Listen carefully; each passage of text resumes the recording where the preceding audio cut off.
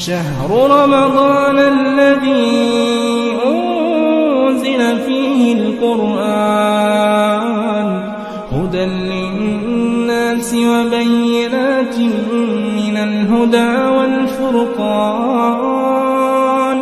فمن شهد منكم الشهر فليصمه ومن كان مريضا أو على سفر فعدة من أيام أخر يريد الله بكم اليسر ولا يريد بكم العسر ولتكملوا العدة ولتكبروا الله على ما هداكم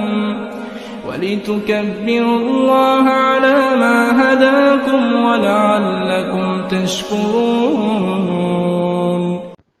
بسم اللہ الرحمن الرحیم نحمده ونصلی علی رسوله الکریم اما بعد ونعوذ باللہ من الشیطان الرجیم بسم اللہ الرحمن الرحیم اللہم صلی وسلم علی سیدنا محمد النبی الامی وآلہ واصحابہ اجمعین رب اشرح لی صدری ویسر لی امری واحلل عقدۃ من لسانی یفقہوا قولی ربی زدنی علما ربی یسر ولا تعسر وتمم بالخیر آمین یا ربنا آمین.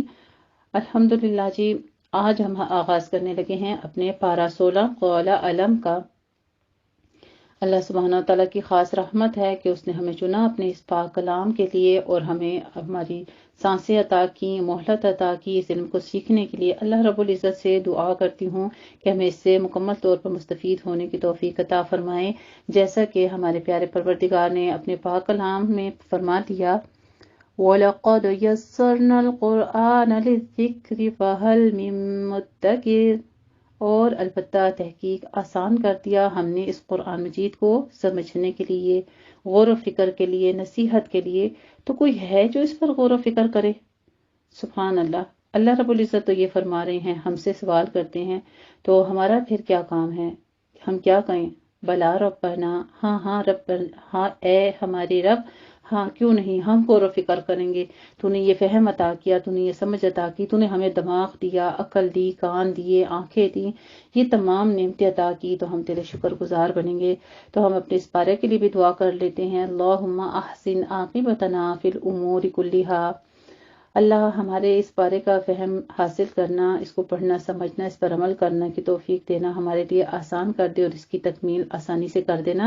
ربی یسر ولا تعسر وتمم بالخیر آمین یا ربنا آمین. الحمدللہ جی، آغاز کریں گے پارہ 16 قول علم کا، لیکن اس سے پہلے کچھ بہت ضروری باتیں ہیں جو کہ 15 پارے سے میں نے آپ کے لیے سلیکٹ کی ہیں کہ ہم ان کو دہرا لیتے ہیں ایک بار. اس میں ہم نے حضرت موسیٰ علیہ السلام کا واقعہ، خضر علیہ السلام کا واقعہ شروع کیا ہے، اور وہ یہ کہ علم کی جستجو میں حضرت موسیٰ علیہ السلام خضر علیہ السلام تک پہنچے. اس میں ہم نے کچھ باتیں سیکھی ہیں، اور وہ یہ کہ جب ہم علم کے راستے میں نکلتے ہیں تو ہمیں صبر کرنا پڑتا ہے. استاد کی بات ماننا ضروری ہوتی ہے، کیونکہ بعض اوقات یہ پتہ نہیں ہوتا کہ انسان کو یہ بات کیوں کہی جا رہی ہے، اس کا نتیجہ کیا ہوگا، اس کا مقصد کیا ہے، اس کی حکمت کیا ہے. اور یہ صرف کوئی دینی علم بھی نہیں ہے، بلکہ دنیاوی علم کے لیے بھی یہی طریقہ کار ہے کہ آپ کو صبر کرنا چاہیے، سیکھنے کے لیے بھی، سکھانے کے لیے بھی، ورنہ انسان کئی سال تک پھر ڈگریز بھی نہیں حاصل کر سکتا، یعنی اپنے علم کے معیار تک نہیں پہنچ سکتا. تو یہ سارے علم سیکھنے کے جتنے بھی مراحل ہوتے ہیں وہ ہمیں بہت صبر و تحمل کے ساتھ عبور کرنے ہوتے ہیں. پھر ہم نے یہ دیکھا کہ قرآن مجید وہ راستہ دکھاتا ہے جو سب سے زیادہ سیدھا ہے، یعنی جب ہم کہتے ہیں اہدنا الصراط المستقیم، تو اس کے لیے پھر ہمیں اس کتاب سے رہنمائی حاصل کرنے کی ضرورت ہے، اور اگر اس سے رہنمائی حاصل نہیں کر رہے ہیں تو پھر سیدھے راستے کی پہچان نہیں ہو سکتی. دنیاوی علوم آپ جتنے بھی حاصل کر لیں، دنیا میں آپ جتنا سرچ کر لیں، لیکن آپ کا علم ناقص ہے. آپ دیکھیں بہت بڑے بڑے ڈاکٹرز ہوتے ہیں، انجینئر ہوتے ہیں، مایہ ناز سائنسدان ہوتے ہیں، لیکن وہ اپنی زندگی کے چھوٹا سا مسئلہ ہوگا کہ اس سے اگر غسل میں کوئی تاخیر ہو گئی ہے، یا نماز میں کوئی کوتاہی ہو گئی ہے، یا اور بچوں کے بارے میں کوئی معاملات ہیں، تو وہ جا کے کسی عالم سے دریافت کرتے ہیں. اٹس مین کہ ان کا علم ناقص ہے. یعنی ہمیں زندگی کے لیے، اپنی آخرت بنانے کے لیے، اپنی قبر میں جانے کے لیے قرآن مجید کا علم سیکھنا ضروری ہے. پہلے تولو پھر بولو، سوچ سمجھ کر بولنا چاہیے، جبکہ ہم نے یہ چیز اس بارے میں یہ بھی سیکھی ہے کہ آخرت کے لیے محنت کیے بغیر یہ سمجھنا کہ ہم آخرت کی تیاری کر رہے ہیں، یہ تو خود کو دھوکہ دینے والی بات ہے۔ پھر علم حاصل کرنے کے لیے سفر کرنا ضروری ہے۔ سفر یہی ضروری نہیں ہے کہ آپ اب ایک گھریلو خاتون ہیں تو آپ سب کچھ اپنا گھر بار چھوڑ کے اور سفر میں نکل جاتی ہیں، دوسرے شہروں میں چلی جاتی ہیں، بلکہ آج کل تو سفر یہ بھی ہے کہ آپ اپنی گھریلو زندگی میں ہوتے ہوئے تھوڑی دیر کے لیے اسٹرگل کریں، اپنے وقت کو دنیا کی زندگی سے، دنیا کے معمولات سے نکال کے آپ اپنی کسی قرآنی اکیڈمی کو جوائن کریں، آن لائن کوئی واٹس ایپ وغیرہ پر گروپ لے لیں، یا کوئی بھی کسی فارم میں بھی آپ کر سکتے ہیں۔ پھر ہم نے والدین کے حقوق دیکھے، والدین کے حق میں دعائیں کرنی چاہیے، ان کے احسان کا بدلہ ویسے تو ہم دے ہی نہیں سکتے، لیکن دعا ایک ایسی چیز ہے کہ کوئی بھی شخص جو آپ پر احسان کرے، آپ دیکھیں گے کہ کتنے ہی لوگ ایسے ہوتے ہیں جو ہم پر مختلف قسم کے احسانات کر رہے ہوتے ہیں، لیکن ہمیں سمجھ نہیں آتی کہ ان کا بدلہ ہم کیسے دیں۔ ان میں سے ایک ماں باپ بھی ہیں۔ ماں باپ ہم پر سب سے زیادہ عنایات کرتے ہیں، لیکن ہم اتنا ہی ان کو تنگ بھی زیادہ کرتے ہیں۔ سب سے زیادہ ہم اگر دیکھیں کہ ہم ستاتے بھی انہیں کو ہیں، اور جب ہم ریئلائز کرتے ہیں کہ ہم نے ماں باپ کو حق ادا نہیں کیا تو ہمیں چاہیے پھر کہ اس وقت ہم ان کے حق میں دعا کریں، اور یہ ہم کبھی بھی ساری زندگی حق نہیں ادا کر سکتے۔ تو پھر ہمیں کیا کرنا چاہیے؟ ان کے لیے دعا کرنی چاہیے، ان کی تعریف کر لینی چاہیے، ان کی اچھی عادتیں، ان کی اچھی خوبیاں اپنے بچوں کے سامنے پیش کریں اور لوگوں کے سامنے بھی بیان کریں کہ ہمارے والدین ایسے کیا کرتے تھے یا ایسے کرتے ہیں۔ اور اس کے علاوہ یہ کہ ان کے لیے دعا کرتے رہنا چاہیے تاکہ کچھ نہ کچھ تو ان کا احسان کا بدلہ ہم دے ہی دیں، کیونکہ بہت ہی آسان کام ہے، لیکن پھر بھی اللہ راضی ہو جائے گا انشاءاللہ۔ اگر والدین کے حق میں کوئی کمی کوتاہی ہو گئی ہے تو بھی انشاءاللہ اللہ کی ذات معاف فرما دیں گے۔ پھر ہم نے یہ بھی دیکھا اس بارے میں کہ احسان کا بدلہ احسان ہے، سوچ سمجھ کر وعدہ کرنا چاہیے۔ وعدے کے معاملے میں بہت احتیاط برتنی چاہیے، کیونکہ وعدے کی پوچھ ہوگی، یعنی کمٹمنٹس نبھانی چاہیے۔ کسی نیک کام پر ثابت قدمی حاصل ہو جانا اللہ کی نعمتوں میں سے ایک نعمت ہے۔ ہم نے اس بارے میں یہ بھی دیکھا کہ ہر عالم کے اوپر ایک اور عالم بھی ہوتا ہے، اس لیے کوئی عالم اپنے آپ کو سب سے بڑا عالم نہ سمجھے۔ اللہ تعالیٰ اپنے بندوں پر والدین سے بھی زیادہ مہربان ہے۔ ان احسنتم احسنتم لانفسکم، اگر بندہ کسی پر کوئی احسان کرتا ہے، کسی کو کوئی نیکی کی بات بتاتا ہے، کسی کو اللہ کی راہ کی طرف دعوت دیتا ہے، یعنی یہ بھی ایک نیکی ہے، یا کسی کے اوپر مال خرچ کرتا ہے، تو یہ نیکی کا کوئی کام بھی کر لے، وہ اس کا فائدہ کیا ہوگا؟ دراصل اس کو خود ہی ہوتا ہے، وہ اپنے لیے جنت کے خزانے اکٹھے کر رہا ہوتا ہے، دوسروں کے ساتھ اچھا سلوک تو کر رہا ہے، لیکن فائدہ کیا ہے؟ اپنے لیے انشورنس کر رہا ہے۔ پھر ہم نے شکر گزاری کی فضیلت دیکھی کہ شکر گزاری عمل کے ذریعے ہوتی ہے، یعنی صرف زبان سے کافی نہیں ہے بلکہ کچھ کرنا بھی ضروری ہے۔ پھر اولاد کے قتل کرنے کے بارے میں ہم نے دیکھا کہ یہ بھی کبیرہ گناہ ہے۔ علم کے لیے سفر کرنا، نکلنا جنت کے راستے کو آسان کر دیتا ہے۔ پھر لمبا لمبا سفر مشکل نہیں لگتا، پھر آسان لگتا ہے، ورنہ انسان سفر سے تو تھک ہی جاتا ہے، جیسے کہ موسیٰ علیہ السلام نے بھی کہا تھا لَقَدْ لَقِينَا مِن سَفَرِنَا هَٰذَا نَصَبًا، تو یہاں پہ انہوں نے تھوڑا سا پھر قیام کیا تھا اور پھر آگے چلے تھے اپنے اگلے سفر کی طرف، جہاں سے انہوں نے آگے آغاز کیا۔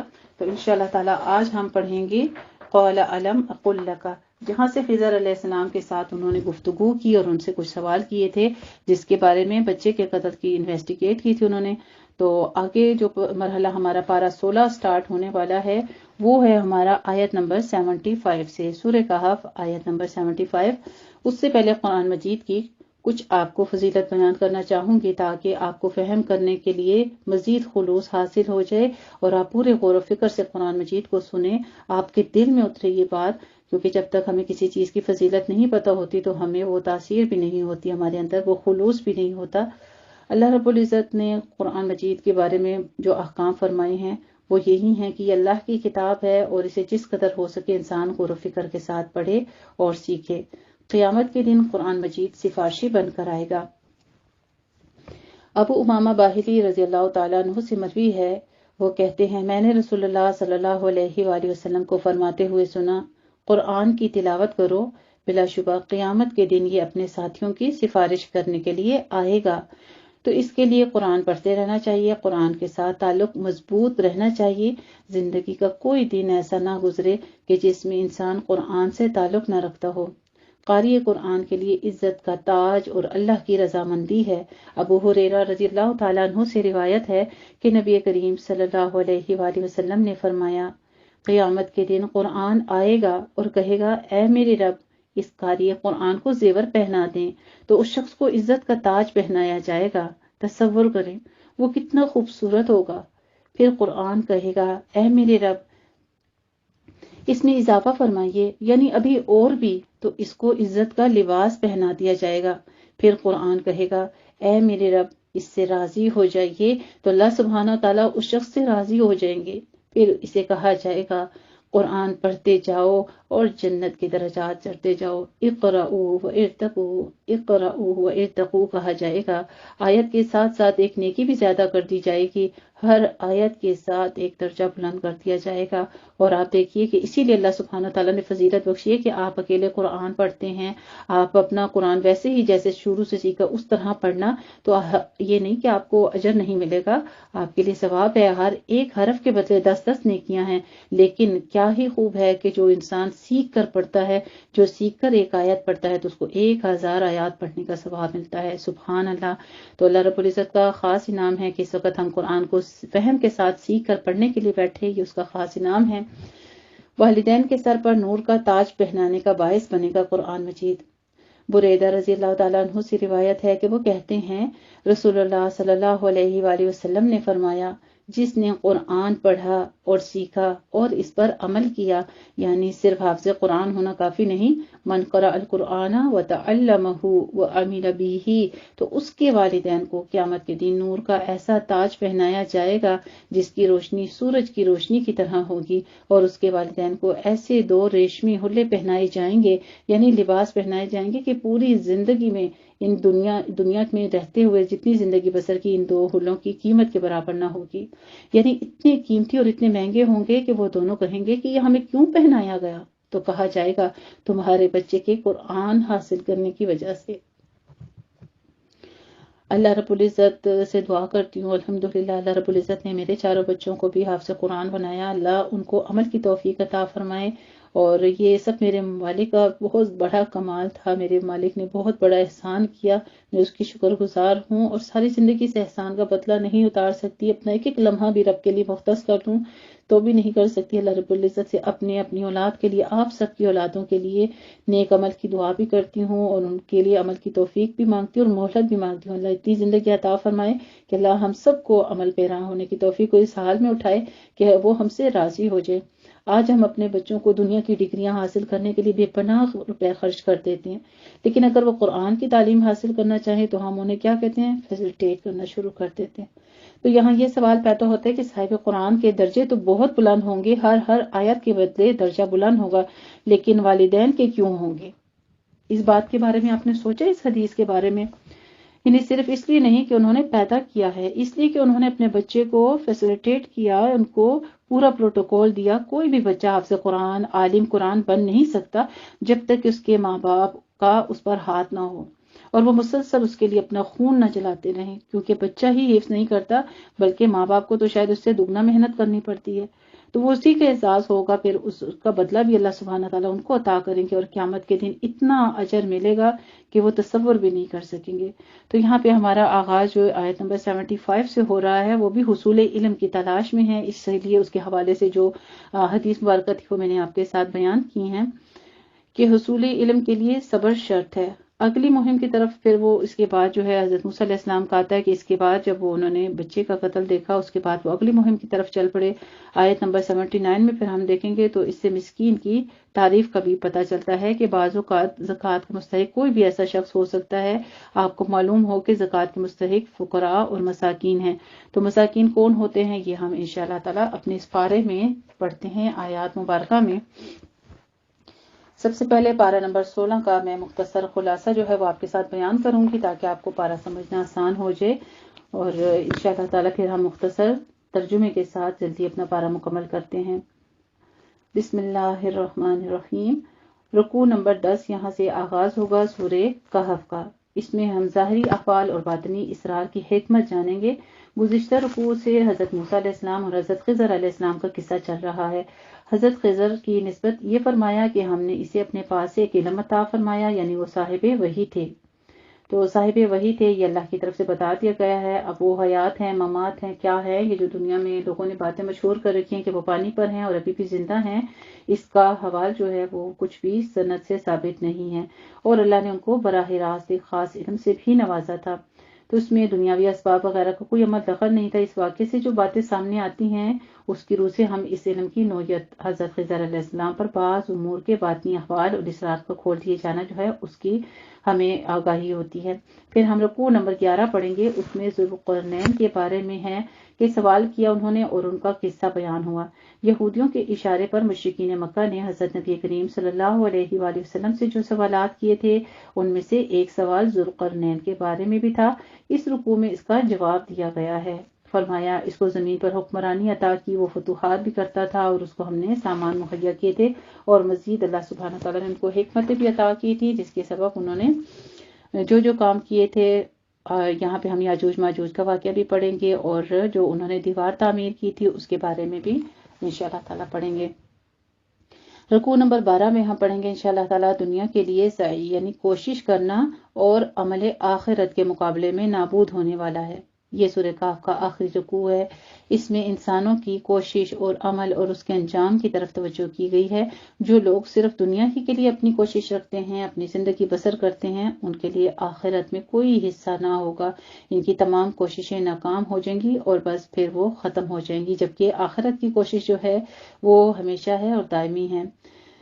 پھر ہم آگے پڑھیں گے انشاءاللہ تعالیٰ آیت نمبر 102 106 میں ایسے ہی لوگوں کے بارے میں ارشاد فرمایا جا رہا ہے جو دنیا پرستی میں غرق ہیں اور مادہ پرستی یا مادہ پرست لوگ اپنے آپ کو معبود بنائے بیٹھے ہیں۔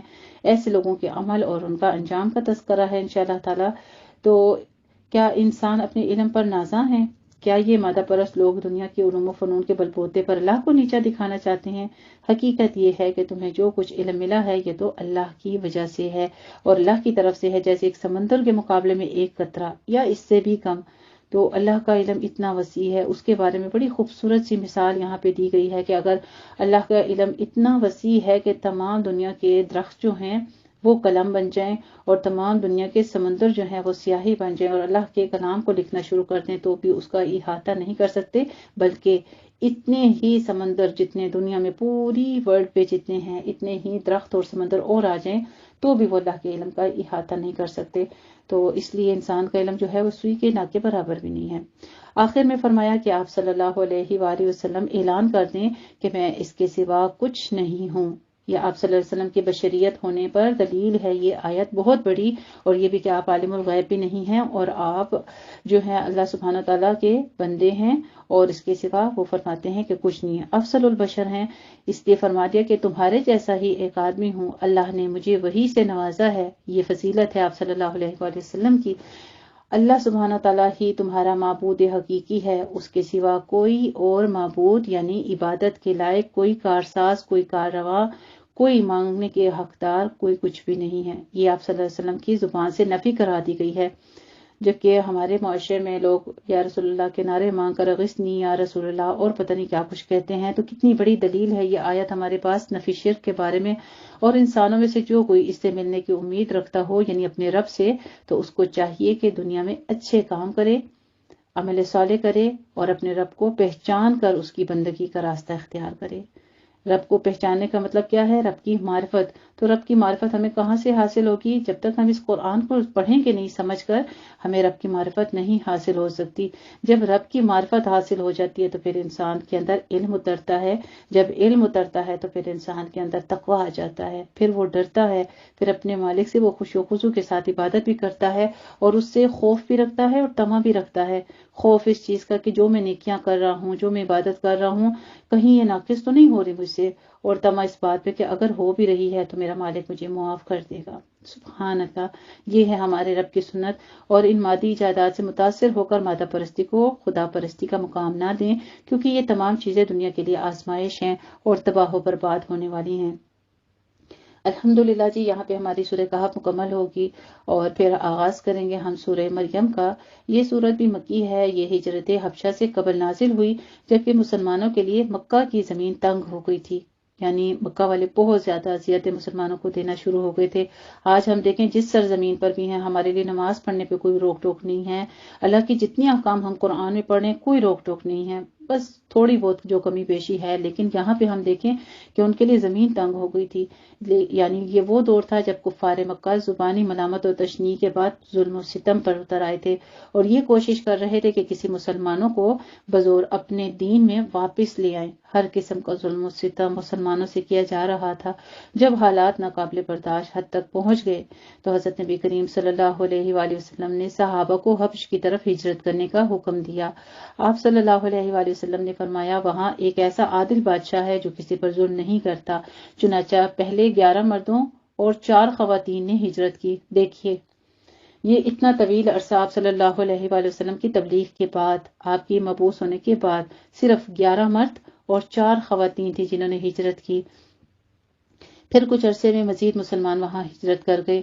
اس طرح مجموعی طور پر 83 یعنی 83 مرد اور 11 خواتین اور 7 غیر قریشی مسلمان حبش میں جمع ہو گئے اور مکے میں آپ صلی اللہ علیہ وآلہ وسلم کے ساتھ صرف مسلمان جو تھے وہ 40 رہ گئے۔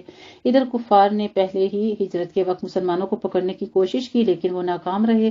پھر بعد میں انہوں نے فیصلہ کر کے کچھ لوگوں کو خوب تحفے تحائف بھی دیے اور حبش بھیجا اور وہ نجاشی سے بات چیت کر کے مسلمانوں کو گرفتار کر کے واپس لے آئے۔ آپ یہاں پہ دیکھیے کتنی بڑی عبرتناک بات ہے ہمارے لیے کہ جب حضرت جعفر جو ہیں پر اثر تقریر کرتے ہیں نجاشی کے دربار میں جا کے، اور وہ بادشاہ کے جو وہاں کے یعنی مسلمانوں کے خلاف تھا، اب اس کے بعد انہوں نے کیا کیا، سورہ مریم کی تلاوت کی حضرت جعفر رضی اللہ تعالیٰ عنہ نے، تو صرف ایک رکوع سنایا، پہلے جو 2 رکوع تھے وہ سنائے۔ نجاشی اس سے اتنا متاثر ہوا کہ اس کی آنکھوں سے آنسو جاری ہو گئے۔ اس نے کفار مکہ کو صاف جواب دے دیا، اس نے کفار کے تمام تحائف بھی واپس کر دیے اور مسلمانوں سے کہا کہ تم لوگ اطمینان سے یہاں رہو۔ ہجرت کے وقت مسلمانوں کو یہ سورج جو تھی وہ ذات راہ نظر آ گئی، تو اللہ سبحانہ وتعالیٰ کا کتنا بڑا انعام ہے کہ اگر غور سے انسان سن لے تو پھر نجاشی جیسا بادشاہ جو ہے اس کی آنکھوں سے بھی جاری ہو جاتے ہیں آنسو۔ تو جبکہ ہماری آنکھیں اس لیے نم نہیں ہوتی قرآن کو پڑھنے سے کیونکہ ہم قرآن کو اپنے قلب کی کیفیت کے ساتھ سنتے ہی نہیں۔ یہی وجہ تھی کہ وہ مسلمانوں نے اللہ پر توکل کرتے ہوئے عیسائیوں کے عقیدے کے برخلاف کلمہ حق بلند کیا اور اللہ کی مدد سے سرخرو ہوئے۔ تو اس صورت کے پہلے رکوع میں حضرت یحییٰ کے معجزانہ پیدائش کا تذکرہ ہے اور دوسرے میں بھی حضرت عیسیٰ علیہ السلام کا، تیسرے رکوع میں حضرت ابراہیم علیہ السلام کا تذکرہ ہے کہ ان کے لیے بھی ان کی قوم کے ایسے ہی حالات پیدا کر دیے گئے تھے جبکہ اب بھی کفار نے مسلمانوں کے ساتھ جس طرح کے حالات پیدا کیے اور وہ بھی ہجرت پر مجبور ہوئے تھے، یہ بھی ہجرت پر مجبور ہوئے۔ تو اس سے کفار کو بتانا یہ مقصود تھا کہ تم لوگ آپ صلی اللہ علیہ وسلم کے یعنی جب ساتھ چلو تو حضرت ابراہیم کی روش اختیار کرو۔ رکوع نمبر 1 میں ہم نے حضرت یحییٰ علیہ السلام کی معجزانہ پیدائش کا تذکرہ پڑھنا ہے انشاءاللہ تعالیٰ۔ پھر رکوع نمبر 2 میں ہم پڑھیں گے حضرت عیسیٰ علیہ السلام کی پیدائش بھی اور حضرت یحییٰ علیہ السلام کی پیدائش بھی کہ اللہ سبحانہ تعالیٰ نے ان کو کیسے پیدا فرمایا تھا انشاءاللہ تعالیٰ۔ یہ کچھ واقعات ہم سورہ آل عمران میں بھی شروع میں آغاز میں پڑھ چکے ہیں اور قصص القرآن ہمارا کورس ساتھ ساتھ جاری ہے، تو مزید جو ہے ہم ان ڈیٹیل ان واقعات کو قصص القرآن میں پڑھیں گے۔ آپ میں سے جن بہنوں نے یوٹیوب چینل جو ہے مدرسہ میں لشان کو سبسکرائب کیا ہوا ہے تو انشاءاللہ آپ کو قصص القرآن میں ان کی مزید ڈیٹیل وہاں پہ مل جائے گی، اور نہیں کیا تو پھر اس کو کر لیجئے تاکہ آپ کے لیے سمجھنا آسان ہو جائے۔ وقت کی کمی کے باعث میں اب ان تمام جتنے بھی واقعات ہیں ان کو یہاں پہ اسکپ کروں گی انشاءاللہ تعالی۔ رکوع نمبر 3 ہم پڑھیں گے حضرت ابراہیم علیہ السلام کی ابتدائی حالات اور باپ سے مکالمات اور ان کا ہجرت کرنا۔ پھر ہم رکوع نمبر 4 میں پڑھیں گے حضرت موسیٰ علیہ السلام اور دیگر انبیاء علیہ السلام کا تذکرہ۔ سب کا مشن ایک ہی تھا۔ اللہ سبحانہ وتعالیٰ اس رکوع میں فرماتے ہیں اپنے برگزیدہ رسولوں اور نبیوں کا ذکر، سب سے پہلے حضرت موسیٰ علیہ السلام کا اور پھر اسی طرح سے ترتیب وائز حضرت ہارون علیہ السلام کا بھی اور حضرت اسماعیل علیہ السلام کا بھی، پھر اسی طرح سے باقی نوح علیہ السلام کا، ابراہیم علیہ السلام کا، یعقوب علیہ السلام، اور سب کا مقصد جو تھا وہ تبلیغ کا ایک ہی تھا اور وہ یہ کہ اللہ ایک ہے اور اسی کی بندگی کرو اور اسی پر ثابت قدمی رکھو اور اللہ کا تقوی اختیار کرو۔ اور ساتھ میں وہ یہ بھی کہتے تھے کہ متقی لوگوں کو جنت کا ہی وارث بنایا جائے گا، یعنی خوشخبری ہی سناتے تھے۔ پھر ساتھ ایک اور چیز کہتے تھے کہ ہم اس پر تم سے کوئی اجر نہیں مانگتے، ہمارا اجر تو اللہ سے ہے۔ رکوع نمبر 5 میں ہم پڑھیں گے منکرین آخرت کی لایانی باتیں اور ان کے جوابات۔ تو اس رکوع میں منکرین آخرت کی باتیں بیان ہو رہی ہیں۔ وہ کہتے ہیں کہ کیا مرنے کے بعد ہم دوبارہ زندہ کیے جائیں گے؟ اللہ تعالیٰ نے یہاں فرمایا کہ ان کو کیا معلوم، ان کو کچھ بھی معلوم نہیں ہے کہ ان کو پیدا کس نے کیا تھا۔ کیا وہ جانتے نہیں قیامت کے روز ہم ایسے ہی منکرون پیشوا شیطانوں کو جہنم کے گرد لا کر گھٹنوں کے بل گھسیٹیں گے اور مزید ان کے حالات بیان ہوں گے۔ پھر ہم رکوع نمبر 6 پڑھیں گے۔ اللہ وحدہ لا شریک ہے، سب کو اس کے حضور فردن فردن حاضر ہونا ہے۔ اس رکوع کے آغاز میں فرمایا کہ ہم نے اس دنیا میں شیاطین کو بھی چھوڑ رکھا ہے جو ان منکرین کو برانگیختہ کرتے ہیں، اور وہ اپنی عارضی خوشحالیوں کے گھمنڈ میں مبتلا رہتے ہیں، اور انسان کو کچھ احساس ہی نہیں ہوتا کہ اس نے مالک حقیقی کے پاس بھی جانا ہے۔ یہ زندگی پر ان کا کوئی اختیار نہیں ہے، اور آپ صلی اللہ علیہ وسلم کو فرما دیا کہ آپ جلدی نہ کریں، ان منکرین کو مہلت دی جا رہی ہے ایک عمل کے ختم ہونے تک، اور پھر اسی طرح ان کا انجام بھی۔ تو یہاں سے سورت کا اختتام ہو رہا ہے۔ اب سلسلہ بیان پھر سورت کی ابتدائی مضمون والا آ جائے گا آخری آیات مبارکہ میں۔ آیت نمبر 88 سے 95 میں حضرت عیسیٰ علیہ السلام کی شخصیت اور آخرت کے بارے میں عیسائیوں کی گمراہی کا رد کیا گیا ہے۔ فرمایا جنہوں نے رحمان کے لیے بیٹا کا عقیدہ گھڑا ہو، انہوں نے ایک بہت ہی بیہودہ بات یعنی افترا کی۔ یہ اتنی بڑی بات تھی کہ قریب تھا کہ اس کائنات کا نظام درہم برہم ہو جاتا، لیکن وہ تو رحمان ہے۔ آخر میں 2 باتوں کا تذکرہ کیا گیا ہے، اور وہ یہ کہ ایک جو ایمان اور عمل کی راہ اختیار کریں گے، ان قریب اللہ ان کے لیے ایسے انسانوں کے دل کھول دے گا، اور وہ سب کے سب اللہ کے بھی محبوب ہو جائیں گے، فرشتوں کے بھی، اور سب انسانوں کے بھی محبوب ہو جائیں گے۔ دوسرا یہ کہ حق کے منکروں اور مقابل کرنے والوں کو انہی کے نتائج کا سامنا کرنا ہوگا جو سابقہ تباہ شدہ گروہوں کو پیش آ چکا ہے۔ ان کے نام و نشان تک باقی نہیں رہیں گے۔ تاریخ اس بات پر گواہ ہے کہ دنیا نے یہ دونوں باتیں چند برسوں میں دیکھ لی ہیں۔ ایسا ہی ہے نا، ہم سے پہلے کتنی امتیں گزری، ان کا کوئی نام و نشان کچھ بھی باقی نہیں ہے۔ اور ہمارا کیا انجام ہے اگر ہم نیکیاں کریں گے اور اگر ہماری صالحات جو ہیں وہ واقعات میں شامل ہوں گی تو ہی ہمارا ذکر خیر باقی رہے گا، ورنہ نام و نشان تک مٹ جائے گا۔ آج صحابہ کرام سے دیکھیے، ہمیں ان کی حدیث مبارکہ، ان کے علوم ہیں وہ ہم تک پہنچ رہے ہیں۔ اسی طرح اگر کوئی نیکی کا کام، کوئی خیر کا کام باقی چھوڑ جائیں گے تو وہی باقیات و صالحات رہے گا انشاءاللہ تعالی۔ ان آیات کے نزول پر 15 برس بھی نہ گزرے تھے کہ دعوت قرآن کی تمام معاندہ قوتیں جزیرہ نماء عرب سے نابود ہو گئیں۔ الحمدللہ جی، یہاں پہ سورہ مریم ہماری تکمیل ہوتی ہے اور سورہ طٰہٰ کا آغاز ہوتا ہے۔ یہ سورت سورہ مریم کے بعد قریبی زمانے میں ہی نازل ہوئی، یعنی مکی دور کے وسط میں، جبکہ مسلمان ظلم و ستم کی چکی میں پس رہے تھے اور ہر طرف سے دعوت حق کے جواب میں انکار اور وجود کا سامنا کرنا پڑ رہا تھا۔ قبولیت حق کی رفتار بہت محدود اور دھیمی تھی۔ یہ صورتحال حضرت نبی کریم صلی اللہ علیہ وآلہ وسلم پر گراں گزر رہی تھی۔ حضرت نبی کریم صلی اللہ علیہ وآلہ وسلم کا دل تمام نوع انسانی کی ہدایت کے لیے بے چین تھا۔ آج ہم اپنے گھر والوں کے لیے، اپنے اہل و عیال کے لیے تڑپتے ہیں، لیکن آپ صلی اللہ علیہ وسلم تو تمام بنی نوع آدم انسانی یعنی جتنی انسان کی ذریت تھی ان سب کے لیے بے چین تھے۔ سوچئے ان کا غم کتنا بڑا تھا، ان کا دل کتنا نڈھال ہوتا ہوگا۔ کون اس غم اور اضطراب کا اندازہ لگا سکتا ہے جس کی مقدس آگ حضرت نبی کریم صلی اللہ علیہ وسلم کے قلب اطہر پر سلگ رہی ہوگی۔ یہی وجہ ہے کہ اس دور کی تمام تنزیلات تسکین، تسلی کی روح سے معمور تھیں۔ یہی روح اس صورت میں بول رہی ہے۔ خطاب براہ راست آپ صلی اللہ علیہ وآلہ وسلم سے ہے اور بالواسطہ آپ کے ساتھیوں سے ہے۔ چنانچہ آغاز میں فرمایا کہ یہ قرآن آپ پر اس لیے نازل کیا گیا ہے کہ آپ اس بات پر اپنی جان ہلکان نہ کریں کہ لوگ اس کو قبول نہیں کر رہے، بلکہ یہ تو ایک نصیحت ہے، ایک یاد دہانی ہے، تاکہ جو لوگ اس سے مستفید ہونا چاہتے ہیں وہ اس کو قبول کر لیں۔ اس کے بعد حضرت موسیٰ علیہ السلام کی زندگی کے حالات کو پیش کیا گیا ہے، جس سے مقصود آپ کے سامنے ایک نبی کا نمونہ رکھا گیا تاکہ آپ کو بھی تسلی ہو۔ تو ہم بھی جب اللہ تعالیٰ کے دین کی راہ پر چلتے ہیں، اللہ کے دین کی تبلیغ کرتے ہیں، قرآن کو لوگوں تک پہنچانے کی کوشش کرتے ہیں، یہ تمام ہدایات جو اس صورت میں دی جا رہی ہیں، ہمارے لیے بھی یہی طرز عمل ہے کہ ہم بھی اسی کو اختیار کریں، کیونکہ ہم تو عام بشر ہیں، ہمارے دل بھی بہت چھوٹے ہیں، ہمارے اسٹیمناز بھی بہت چھوٹے ہیں، ہم جلدی اکتا بھی جاتے ہیں، فیڈ اپ بھی ہو جاتے ہیں، اور غصے میں آ کے، اشتعال میں آ کے تو نیکی کی راہ سے ہٹ بھی جاتے ہیں۔ لیکن ہمارے لیے بھی اسی سنت کو فالو کرنا جو ہے ہونا چاہیے، اسی انبیاء کرام کی سنت کی پیروی کرنی چاہیے۔ انشاءاللہ تعالی رکوع نمبر 1 میں قرآن کا نزول اور نبوت معجزات موسیٰ علیہ السلام کے بارے میں ہم پڑھیں گے کہ ان کو کس طرح رنج اور مشقت میں ڈالا گیا تھا، لیکن انہوں نے ثابت کرنے کا مظاہرہ کیا۔ اور یہ قرآن بھی اس ہستی کا اتارا ہوا ہے جو زمین اور اونچے اونچے آسمانوں کا خالق ہے۔ اللہ رب العزت نے مزید دلائل پیش کی ہیں اپنی ذات کے بارے میں تاکہ لوگ اس کتاب پر ایمان لے آئیں۔ پھر رکوع نمبر 2 میں ہم پڑھیں گے حضرت موسیٰ علیہ السلام کی ابتدائی حالات اور فرعون کے دربار میں حاضری، جو کہ پیچھے آپ کافی ڈیٹیل سے پڑھ چکے ہیں، اس میں بھی وہی سارا واقعہ درج ہے۔ پھر رکوع نمبر 3 میں ہم پڑھیں گے جادوگروں سے مقابلہ اور ان کا ایمان لانا اور فرعون کی شکست کے بارے میں۔ الحمدللہ یہ واقعات ہم پیچھے کثیر دفعہ پڑھ چکے ہیں، تو انشاءاللہ میں یہاں پہ ان کو سکپ کرتی ہوں۔ پھر آگے رکوع نمبر 4 میں ہم پڑھیں گے تاریخ بنی اسرائیل کا ایک باب، فرعون سے نجات اور سامری کی گمراہی۔ یہاں آیت نمبر 77 78 میں حضرت موسیٰ علیہ السلام اور حضرت موسیٰ علیہ السلام کے ساتھ ان کے جو بھائی تھے ہارون علیہ السلام اور فرعون کے درمیان آخری اور قطعی مارکے کا تذکرہ ہے، اور جادوگروں کے ساتھ جو مقابلہ ہوا وہ سب پیش نظر آئے گا انشاءاللہ تعالی ہمیں آیات مبارکہ میں۔ پھر آخر پر ہمیں پتہ چلتا ہے کہ پہلے انسان کی عجوبہ پسندی اور ضعیف الاعتقاد کی سخت مذمت کی گئی ہے۔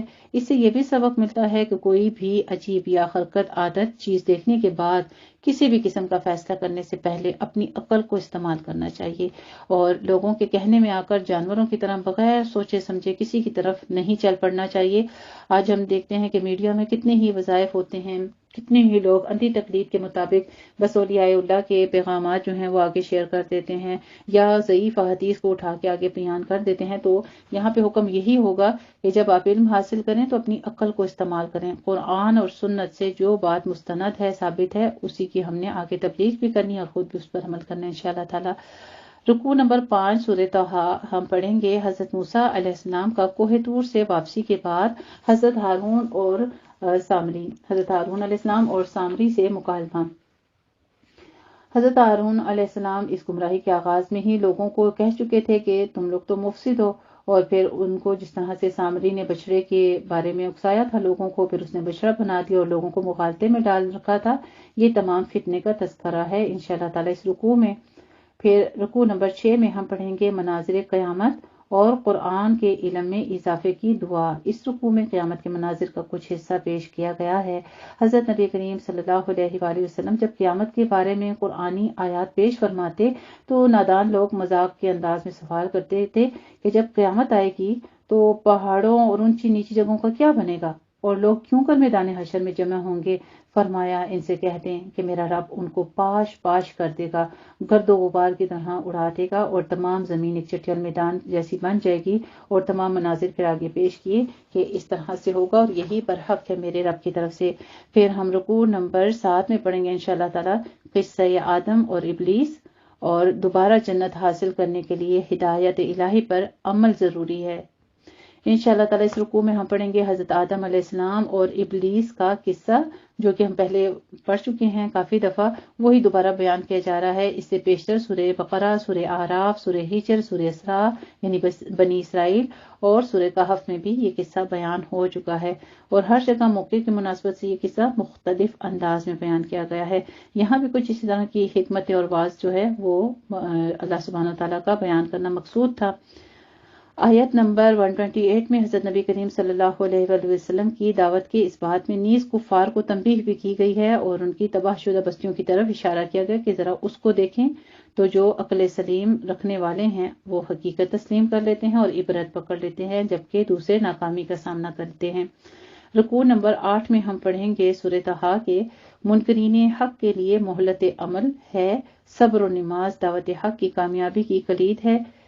آیت نمبر 129 میں فرمایا کہ ہر انسان اور قوم کے لیے ایک مہلت ہے، ان کو عمل کے لیے اللہ سبحانہ تعالیٰ کی طرف سے ایک مقررہ وقت دیا گیا ہے۔ اگر تقدیر الہی کا یہ قانون پہلے سے نہ ہوتا تو انکار پر اور بدعملی کے نتائج میں اپنے مقررہ وقت اور حالات کے مطابق ظہور میں آتے، اور یہ منکرین حق اپنی سرکشیوں کی بنا پر کب کے کب مجرم عذاب الہی کا مستحق ہو جاتے۔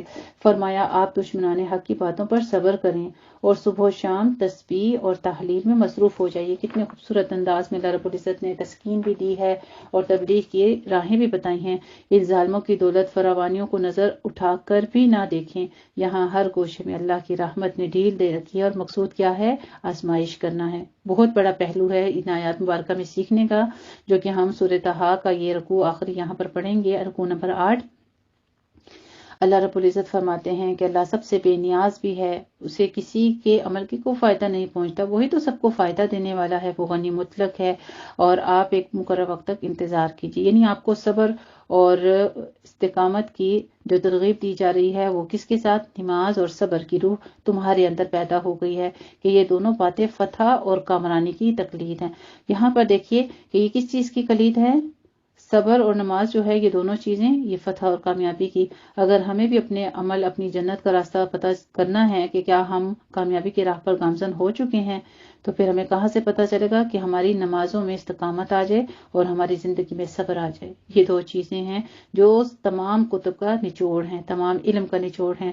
اگر ہم آپ صلی اللہ علیہ وسلم کی تشریف آوری سے پہلے ان کو ہلاک کر دیتے تو یہ کہتے کہ ہمارے پاس تو کوئی رسول نہیں آیا تھا جس کی ہم پیروی کرتے، یعنی اتمام حجت کرنے اور ٹھیک طریقے سے اللہ کی سنت پر عمل کرنے سے، تو انہیں کہہ دیں کہ یہاں ہر ایک اس کے لیے مستقبل کا انتظار کرنا ہے، بس تم بھی انتظار کرو، ان قریب ہم بھی تمہارے ساتھ انتظار کریں گے۔ تو یہ تمہیں پتہ چل جائے گا کہ کون سیدھے راستے پر ہے اور کون منزل مقصود تک پہنچتا ہے۔ تو آئیے سب مل کے اپنے لیے دعا کرتے ہیں، ایاک نعبد و ایاک نستعین اہدنا الصراط المستقیم۔ اے رب ہمیں استقامت عطا فرما، خاص تیری عبادت کرتے ہیں، خاص تیرے ہی تجھ سے ہی مدد مانگتے ہیں، تو چلا ہمیں سیدھے راستے پر، آمین۔ الحمدللہ رب العالمین۔ یہ تھا پارہ 16 قول علم کا خلاصہ۔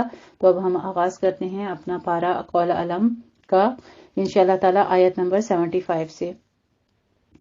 اعوذ باللہ من الشیطان الرجیم، بسم اللہ الرحمن الرحیم۔ قال ألم أقل لك إنك لن تستطيع معي صبرا قال إن سألتك عن شيء بعدها فلا تصاحبني قد بلغت من لدني عذرا فانطلقا حتى إذا أتيا أهل قرية استطعما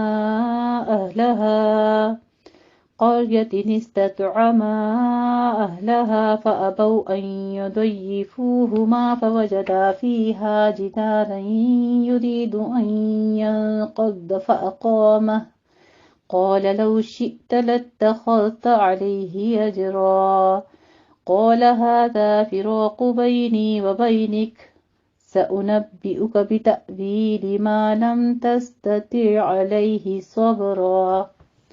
الحمدللہ، میں پناہ میں آتی ہوں اللہ تعالیٰ کی شیطان مردود کی شرارتوں سے بچنے کے لیے۔ اللہ تعالیٰ کے نام کی برکات کے ساتھ میں شروع کرتی ہوں جو بڑا مہربان، جو نہایت رحم فرمانے والا ہے۔ قال الم اقل لك انك لن تستطيع معي صبرا۔ یہاں پہ آغاز ہوتا ہے قول علم، کہا کیا نہیں کہا تھا میں نے تمہیں، یعنی تو بغیر کسی جان کے بدلے۔ تو یہ آپ نے بہت ہی نامعقول حرکت کی جب اس نے کہا، تو اس خضر نے کہا کہ کیا میں نے آپ سے نہیں کہا تھا کہ آپ میرے ساتھ صبر نہیں کر سکیں گے؟ موسیٰ علیہ السلام نے کہا اگر میں آپ سے سوال کروں کسی چیز پر اس کے بعد تو آپ مجھے اپنے ساتھ نہ رکھیے گا، آپ پہنچ چکے ہیں میری طرف سے حد عذر کو، یعنی اب انہوں نے کہا کہ اب میں آپ سے کسی قسم کا سوال نہیں کروں گا۔ حضرت موسیٰ علیہ السلام نے کہا بس آپ مجھے اپنے ساتھ رکھیے، اب آپ میری طرف عذر کو پہنچ چکے ہیں۔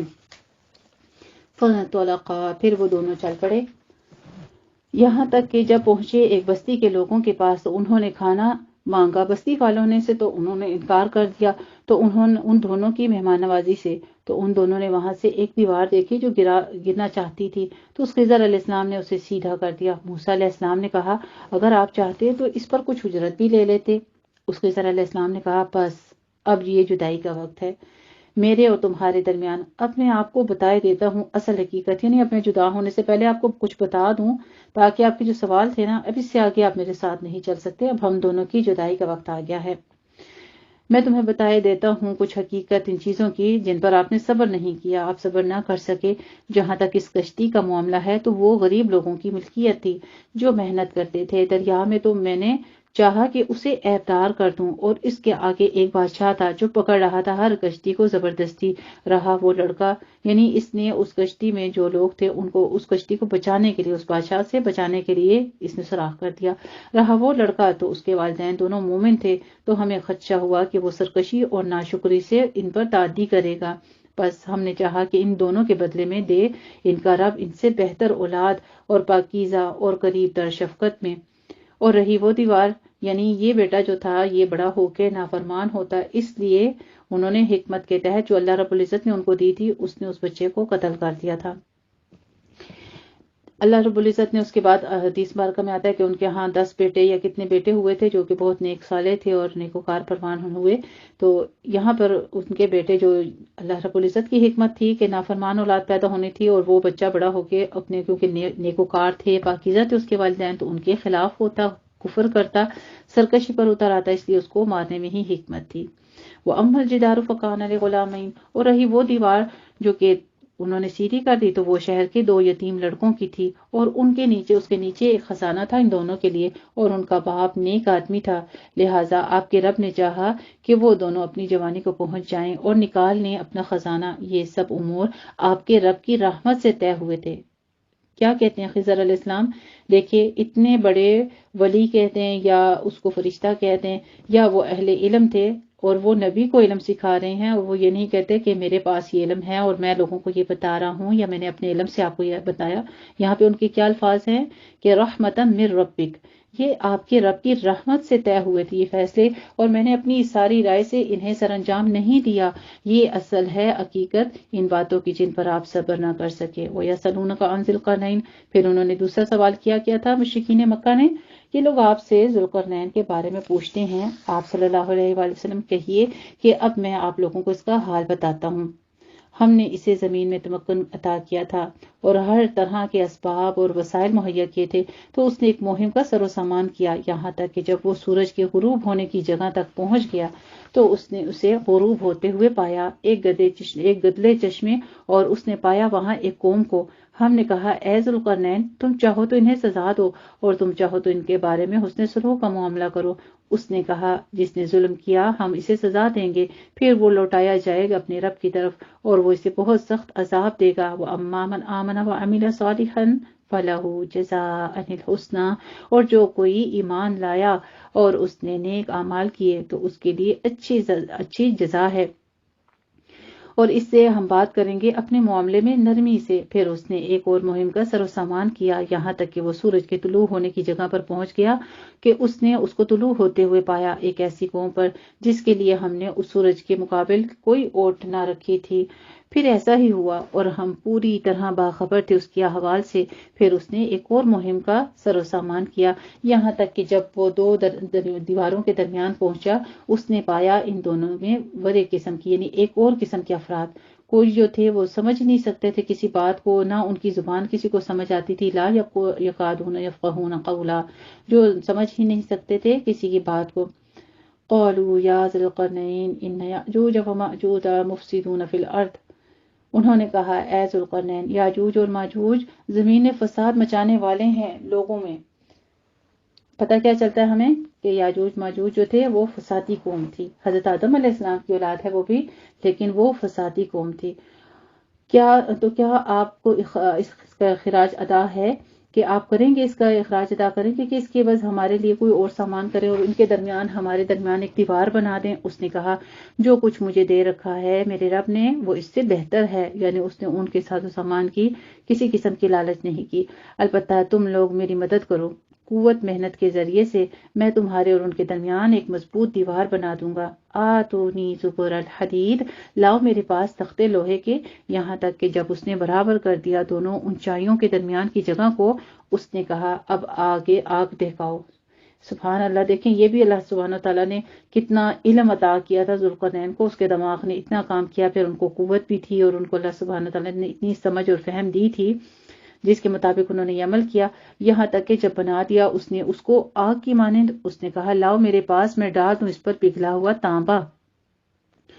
اب نہ تو یاجوج اور ماجوج اس کے اوپر چڑھ سکیں گے اور نہ ہی اس میں نقب لگا سکیں گے۔ اس نے کہا کہ یہ رحمت ہے میرے رب کی، اور جب آ جائے گا وعدہ میرے رب کا تو وہ کر دیں گے اس کو ریزہ ریزہ، اور میرے رب کا وعدہ سچا ہے۔ وَتَرَكْنَا بَعْدَهُمْ يَوْمَئِذٍ يَمُوجُ، وہ اور ہم چھوڑ دیں گے ان کو اس دن ایک و دوسرے میں گتھم گتھا ہو جائیں گے اور سور میں پھونکا جائے گا، بس ہم ان سب کو جمع کر لیں گے اور اس روز ہم جہنم کو کافروں کے سامنے لے آئیں گے۔ الذین کانت اعینہم، وہ لوگ جن کی نگاہیں پردے میں تھیں میرے ذکر سے اور وہ سن بھی نہیں سکتے تھے۔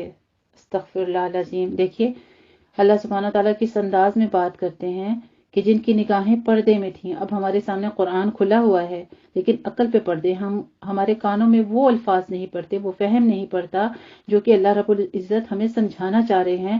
اس لیے فرماتے ہیں کہ وہ ان کے کان ہیں مگر وہ سن نہیں سکتے میرے ذکر کو، یعنی وہ اس سے نصیحت نہیں حاصل کرتے، بس ایک قرآن یا کچھ آیات پڑھ کے نا بس اس سینس میں ہی پڑھ لیتے، ایک رٹا رٹایا قرآن ہے، عربی پڑھ لی یا ترجمہ بھی پڑھا تو ایک سرسری انداز میں۔ لیکن یہاں پہ کیا غور و فکر کرنے کی بات ہو رہی ہے کہ جو نگاہیں نور بصارت کے ساتھ پڑھیں، وہ کان جو نور بصارت کے ساتھ سنیں، نور سماعت کے ساتھ سنیں، پھر کیا کافروں نے یہ سمجھ رکھا ہے کہ وہ میرے ہی بندوں کو میرے مقابلے میں اپنے حمایتی بنا لیں گے، یعنی معبودان باطلہ کو پوچھ کر وہ یہ سمجھتے ہیں۔ یقیناً ہم نے تیار کر رکھی ہے جہنم کو ایسے کافروں کی مہمانی کے لیے۔ آپ صلی اللہ علیہ وآلہ وسلم کہیے کیا ہم تمہیں بتائیں کہ اپنے اعمال کے اعتبار سے سب سے زیادہ خسارے میں کون ہے؟ الذین ضل سعیہم، وہ لوگ جن کی سعی یعنی جد و جہد دنیا ہی کی زندگی میں گم ہو کر رہ گئی اور وہ سمجھتے ہیں کہ وہ بہت اچھا کام کر رہے ہیں۔ یہی وہ لوگ ہیں جنہوں نے انکار کیا اپنے رب کی آیات کا اور اس کی ملاقات کا، تو برباد ہو گئے ان کے اعمال، اور ہم قائم نہیں کریں گے ان کے لیے قیامت کے دن کوئی وزن، ان کا بدلہ جہنم ہے۔ تو جن کے دنیا کے لیے عمل ہوں گے آخرت میں وہ خالی ہاتھ ہوں گے۔ یہاں سے تصدیق مل گئی ہمیں اس آیت سے کہ جو بھی کام کریں، ایون کہ اپنے گھر کی صفائی، کوکنگ، ہر ایک کام، اپنے بچوں کی تربیت، اولاد کی پرورش، ان کی پیدائش سے لے کر زندگی کے تمام معاملات، تو ہر چھوٹے بڑے کام یعنی زندگی غرض کے ہر کام کی نیت کر لیں کہ اللہ تیری رضا کے لیے کر رہی ہوں، تو پلڑے میں وہ سب نامے اعمال لکھے بھی جائیں گے اور وزن میں بھاری بھی ہوں گے۔ لیکن یہاں پہ ہمیں کیا ہے کہ جو دنیا کے لیے کیا، بے شک آپ دیکھیں نماز بھی پڑھتے ہیں تو ہم پہلے نیت کرتے ہیں نا، ہم جب وضو کرتے ہیں، باتھ روم جاتے ہیں، وہی نہانا ہے، شیمپو لگانا، صابن، سب کچھ، لیکن عام بھی وہی ہے۔ اور اسی طرح سے جب ہم غسل کی نیت سے جاتے ہیں تو صرف نیت ہی ہے، وہی شیمپو لگانا، نہانا، سب کچھ ہے، لیکن کیا ہوتا ہے ہم سمجھتے ہیں ہم پاک ہو گئے ہیں، پیچھے مقصد صرف نیت ہوتی ہے۔ دونوں نہانے کا طریقہ بالکل سیم ہے، تو بات ساری یہاں پہ کیا ہو رہی ہے، نیت کی۔ اگر نیت خالص اللہ کی رضا کے لیے کی جائے گی تو نام اعمال پلڑے میں بھاری ہو جائیں گے، اور نام اعمال کب ہلکے ہوں گے؟ جن کا کوئی وزن نہیں، جو یہاں پہ تذکرہ ہے، جس کی صرف دنیا کے لیے نیت کی اور بس دنیا میں ہی اس کا صلہ پایا اور بس ختم ہو گئی بات۔ ان کا بدلہ کیا ہے؟ جہنم ہے، بس سبب اس کے کہ انہوں نے کفر کیا اور یعنی انکار کیا اور میری آیات اور میرے رسولوں کا مذاق اڑایا۔ اس کے برعکس وہ لوگ جو ایمان لائے اور انہوں نے نیک اعمال بھی کیے، ایمان کے ساتھ کیا ہے؟ اعمال صالحہ، یعنی صرف ایمان لانا کامل نہیں ہے، جنت میں لے کر نہیں جائے گا، بشرطیہ کہ کیا ہوگا؟ ساتھ عمل بھی کرنا پڑے گا۔ پورے قرآن مجید میں آپ دیکھیے جہاں جہاں ایمان کا تذکرہ آتا ہے تو وہاں وہاں عمل کی بات ساتھ آتی ہے، کیونکہ عمل کے بغیر آپ پریکٹیکلی جب تک آپ پریکٹس نہیں کرتے ہیں تو آپ ڈاکٹر بھی نہیں بن سکتے، پریکٹس نہیں کرتے تو آپ وکیل بھی نہیں بن سکتے، تو پریکٹس کیے بغیر، عمل کیے بغیر آپ جنت کے کیسے حقدار بن سکتے ہیں؟ کبھی یہ سوچا؟ ان کی مہمانی کے لیے فردوس کے باغات ہوں گے۔ فردوس کیا ہے؟ سب سے اعلیٰ بالا جو جنت ہے، جنت الفردوس نزلا، پھر اس میں وہ ہمیشہ ہمیشہ رہیں گے، وہاں سے وہ جگہ بدلنا نہیں چاہیں گے۔ آپ کہیے کہ اگر سمندر روشنائی بن جائے میرے رب کی کلمات لکھنے کے لیے تو یقیناً سمندر ختم ہو جائے گا اس سے پہلے کہ میرے رب کے کلمات ختم ہو جائیں۔ اگرچہ اسی طرح کے اور سمندر بھی ہم اس کی مدد کے لیے لے آئیں۔ اے نبی کریم صلی اللہ علیہ وآلہ وسلم، آپ کہہ دیجئے کہ میں تو بس تمہاری طرح کا ایک انسان ہی ہوں، مجھ پر وحی کی جاتی ہے۔ انسان ہی ہوں کا مطلب یہ کہ ساتھ میں آپ صلی اللہ علیہ وسلم کی فضیلت بھی بیان کی گئی کہ مجھ پر وحی کی جاتی ہے کہ تمہارا معبود بس ایک ہی معبود ہے. آیت توحید ہے، بہت بڑی ہے اپنے وزن کے لحاظ سے. الہکم الہ واحد، تمہارا معبود بس ایک ہی معبود ہے. بس جو کوئی بھی امید رکھتا ہو اپنے رب سے ملاقات کی تو اسے چاہیے کہ وہ نیک عمل کرے. عمل کے لیے 7 لفظ کا استعمال ہوا، عملاً صالحاً. برے اعمال سے رکنے کی تلقین ہے کیونکہ ان کے لیے جگہ جگہ جہنم کا تذکرہ ہے. یہاں پہ عمل صالح کا تذکرہ ہے. ولا یشرک بعبادتی، اور نیک عمل میں سب سے پہلا عمل ساتھ ہی لکھ دیا گیا کہ شرک نہ کریں. سب سے بدترین عمل جو ہے تمام اعمال میں، جس کی مغفرت ہی نہیں ہے، وہ کیا ہے؟ شرک. اس لیے یہاں تذکرہ سب سے پہلے شرک کا ہو گیا. اور اپنے رب کی عبادت میں کسی کو بھی شریک نہ کریں، کیونکہ رب کیا ہے؟ رب ہی احدا، وہی اکیلا ہے. یہ عبادت خالص اللہ کی ہونی چاہیے اور یہی توحید عملی بھی ہے. اس آیت میں اللہ سبحانہ تعالیٰ کا بلند مقام اور اس کی شان بیان کر کے شرک کی نفی کی گئی ہے. دراصل اللہ تعالیٰ کے ساتھ شرک کی 2 صورتیں ہیں. یا تو اللہ کا مرتبہ الوہیت سے نیچے اتار کر مخلوقات کے ساتھ کھڑا کر دیا جاتا ہے، یا پھر مخلوقات کی صف میں کسی کو اٹھا کر اللہ کے برابر بٹھا دیا جاتا ہے. چنانچہ بنی اسرائیل کی آخری آیت میں اللہ کی کبریائی کا اعلان کرنے کا حکم دیا جا رہا ہے کہ شرک کی پہلی صورت کا ابتدال کیا گیا ہے، جبکہ سورہ کہف کی آخری آیت میں شرک کی دوسری صورت یعنی مخلوقات میں سے کسی کو اللہ کے برابر کرنے کی نفی کی گئی ہے. الحمدللہ رب العالمین. یہاں ہماری سورہ کہف اور پہلا ربع اس پارے کا تکمیل ہوتا ہے. پارہ جو تھا ہمارا یہاں پہ ربع ہو چکا ہے، آگے ہونے والا ہے، لیکن میں نے یہاں پہ سورت پر ہم تکمیل کریں گے انشاءاللہ تعالیٰ. آگے سورہ مریم میں ہمارے پہلے پارے کا ربع آتا ہے، تو ہم انشاءاللہ تعالیٰ اپنے دوسرے سیشن کا آغاز کرتے ہیں پھر سورہ مریم کے ساتھ. جزاکم اللہ احسن الجزا.